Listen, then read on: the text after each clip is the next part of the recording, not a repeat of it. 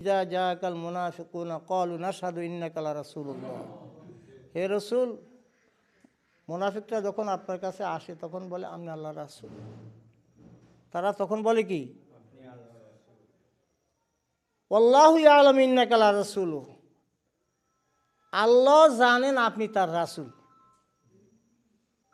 আল্লাহু ইয়াশহাদু ইন্নাল মুনাফিকিনা লাকা, আল্লাহ শিক্ষা, আল্লাহ বলতেছে, আমি আল্লাহ বলতেছি আল্লাহু ইয়াশহাদু ইন্নাল মুনাফিকিনা লাকাযিবুন, আমি আল্লাহ সাক্ষী দিচ্ছি মুনাফিকরা মুখ দিয়ে যেই কথা বলে এই কথাগুলো তাদের অন্তরে নয়, এই কথাগুলো তারা মিথ্যা বলে।